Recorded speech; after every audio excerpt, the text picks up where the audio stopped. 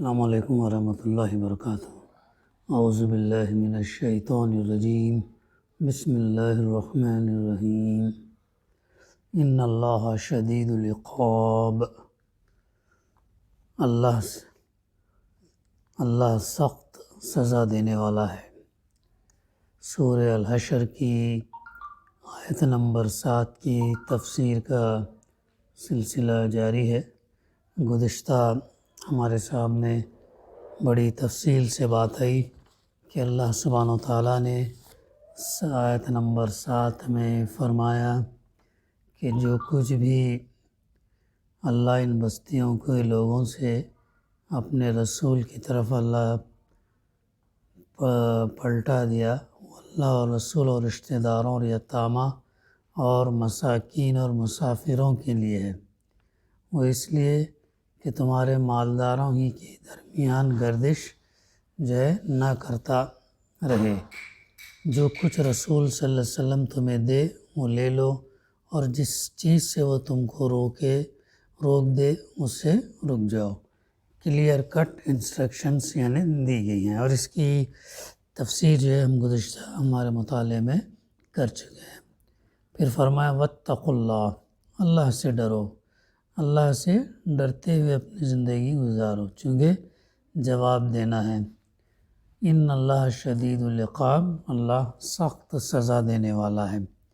اس کی تھوڑی سی تفسیر ہے، اس میں یوں ہے، سلسلے بیان کے لحاظ سے اس آیت کا مطلب یہ ہے کہ اموال بنی نذیر کے انتظام اور اسی طرح بعد کے مال فے کی تقسیم کے معاملے میں رسول اللہ صلی اللہ علیہ وسلم جو فیصلہ فرمائیں اسے بے چوں چرا تسلیم کر لو۔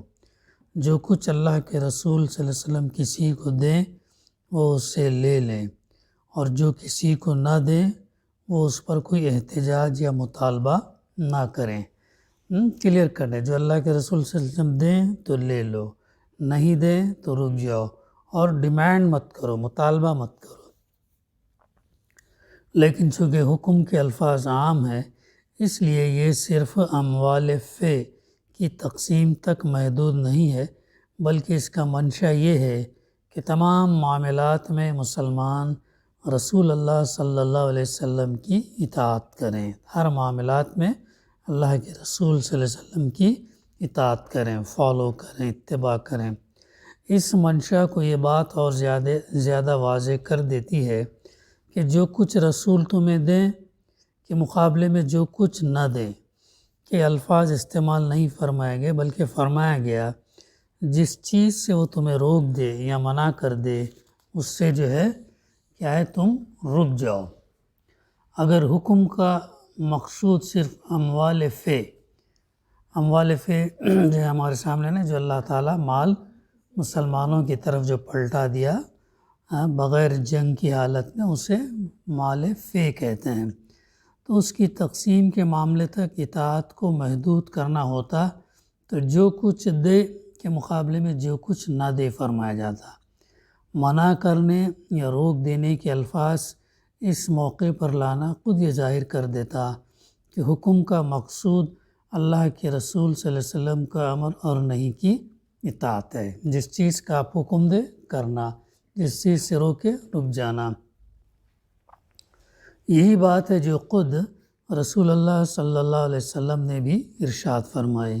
حضرت ابو ہریرہ رضی اللہ کی روایت ہے کہ آپ نے فرمایا، اس کا ترجمہ یوں ہے، جب میں تمہیں کسی بات کا حکم دوں تو جہاں تک ممکن ہو اس پر عمل کرو۔ اللہ کے رسول صلی اللہ علیہ وسلم جو حکم دے ہمیں، جہاں تک ممکن ہو اس پر عمل کرو، اور جس بات سے روک دوں اس سے اجتناب کرو۔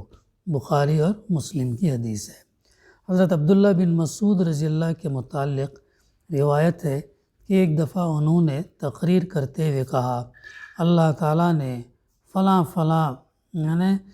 فیشن کرنے والی عورتوں پر لعنت فرمائی، نئے یہ کرنے والی عورتوں پر لعنت فرمائی۔ اس تقریر کو سن کر ایک عورت ان کے پاس آئی اور اس نے عرض کیا، یہ بات آپ نے کہاں سے اخذ کی ہے؟ کیسے صحابیات بھی تھے، صحابہ بھی تھے، تو یہ کرے فوراً پوچھ لیتے تھے۔ کہ بھئی یہ بات آپ نے لائی تو کہاں سے لکھ رہی، کدھر اس کی ہے؟ تو اس تقریر کو سن کر تو کتاب اللہ میں یہ تو مضمون کہیں میری نظر سے نہیں گزرا، یعنی صحابہ اور صحابیات جو ہے کتنا ان کو یہ تھا کہ بات کوئی بھی اگر ہو تو پکڑتے تھے، یعنی وہ چیز قرآن میں ہے یا نہیں ہے، یعنی پکڑ لیتے، میری نظر سے تو نہیں گزری۔ تو حضرت عبداللہ نے رضی اللہ فرمایا تو نے اگر اللہ کی کتاب پڑھی ہوتی تو یہ بات ضرور تجھے اس میں مل جاتی، تو کیا تو نے یہ آیت نہیں پڑھی کہ ما آتاکم الرسول فخذوہ وما نہاکم عنہ فانتہوا؟ تو اس نے عرض کیا ہاں یہ آیت تو میں نے پڑھی ہے، تو یہ آیت میں نے پڑھی ہے، دیکھو وہی پڑھی ہوئی تھی لیکن ذہن میں آئی نہیں اس بات۔ تو حضرت عبداللہ رضی اللہ نے فرمایا تو رسول اللہ صلی اللہ علیہ وسلم نے اس فعل سے منع فرمایا ہے اور یہ خبر دی ہے کہ اللہ نے ایسے فعل کرنے والی عورتوں پر لعنت فرمائی ہے۔ عورت نے عرض کیا اب میں سمجھ گئی، تو یہ بھی بخاری اور مسلم سے روایت ہے۔ پھر آگے فرمایا جا رہا للفقراء المہاجرین الذین اخرجوا من دیارہم واموالہم یبتغون فضلا من اللہ ورضوانا وینصرون اللہ ورسولہ اولئک هم الصادقون۔ تو نیز و مال ان غریب مہاجرین کے لیے ہے جو اپنے گھروں اور جائیدادوں سے نکال باہر کیے گئے۔ جو مال فے کا جو ہے وہ ان لوگوں کے لیے جو مہاجرین جو گھروں سے نکالے گئے، کاروبار ان کا چھین لیا گیا، مال دولت جو تھی وہ لے لی گئی، تو یہ جو ہے بغیر اس کے جو ہے وہ ہجرت کرے، کیسا ان کا ایمان تھا۔ تو یہاں پر اس آیت اس فقرے کی ضمن میں جو تفسیر ہے، اس سے مراد وہ لوگ ہیں جو اس وقت مکہ معظمہ اور عرب کے دوسرے علاقوں سے صرف اس بنا پر نکال دیے گئے تھے کہ انہوں نے اسلام قبول کر لیا تھا۔ ان کو نکالا کیوں گیا تھا؟ اس لیے کہ انہوں نے اسلام قبول کر لیا، اس لیے ان کو نکالا گیا، ان کی غلطی یہ تھی۔ اب یہ بنی نذیر کا جو علاقہ مدینہ میں تھا، جو علاقہ فتح ہونے سے پہلے تک ان مہاجرین کے لیے گزر بسر کا کوئی مستقل ذریعہ نہیں تھا۔ اب حکم دیا گیا کہ یہ مال جو اس وقت ہاتھ آیا ہے اور آئندہ جو مال بھی فے کے طور پر ہاتھ آئیں، ان میں عام مساکین، یتامہ اور مسافر کے ساتھ ساتھ ان لوگوں کا حق بھی ہے، ان سے ایسے سب لوگوں کا سہارا دیا جانا چاہیے جو اللہ اور اس کے رسول اور اس کے دین کی خاطر ہجرت پر مجبور ہو کر دارالاسلام میں آئے۔ 3 لوگوں کا تذکرہ کیا گیا تھا نا، اب ان لوگوں کا بھی جو ہجرت کر کے صرف اس غرض کے لیے کہ اللہ راج اسلام کی خاطر انہوں نے اپنے گھر بار چھوڑے بلکہ نکالے گئے، یہ تو اس حکم کی بنا پر رسول اللہ صلی اللہ علیہ وسلم نے بنی نذیر کی جائیدادوں کا ایک حصہ مہاجرین میں تقسیم کر دیا اور وہ نخلستان جو انصار نے اپنے مہاجرین بھائیوں کی مدد کے لیے دے رکھے تھے ان کو واپس کر دیے گئے۔ مہاجرین جب مکہ سے مدینہ آئے تو انصار نے کیا کیا تھا؟ اپنے کاروبار میں آدھا حصہ دیا، اپنے کھیت میں آدھا حصہ دیا۔ جب اللہ کے رسول صلی اللہ علیہ وسلم نے کہا کہ تم جانتے ہو یہ تو کھیت باڑی نہیں جانتے، تم جو ہے انہیں پیداوار میں سے حصہ دو، تو اس کے لیے بھی وہ تیار ہوئے۔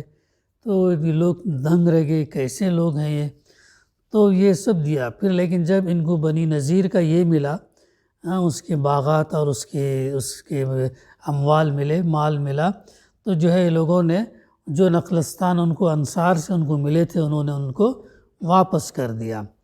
لیکن یہ خیال کرنا صحیح نہیں ہے کہ فے میں مہاجرین کا یہ حصہ صرف اسی زمانے کے لیے تھا۔ در حقیقت اس آیت کا منشا یہ ہے کہ قیامت تک یہ جو حکم ہے، قیامت تک جو لوگ بھی مسلمان ہونے کی وجہ سے جلا وطن یعنی وطن سے نکالے جاتے ہیں اور کسی مسلم مملکت کے حدود میں پناہ لینے پر مجبور ہوں، ان کو بسانا اور اپنے پاؤں پر کھڑے ہونے کے قابل بنانا، اس ملک کی اسلامی حکومت کے فرائض میں شامل ہے۔ کتنا بڑا ڈسپلن، کتنا بڑا اصول جو ہے اسلام دیا ہے، یعنی پورے مسلمانوں کی ایک امت ہے۔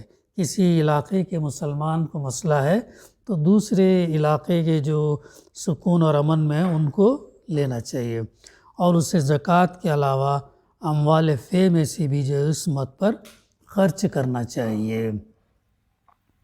یہ لوگ اللہ کے فضل اور اس کی خوشنودی چاہتے ہیں، اور اللہ اور اس کے رسول صلی اللہ علیہ وسلم کی حمایت پر کمر بستہ رہتے ہیں۔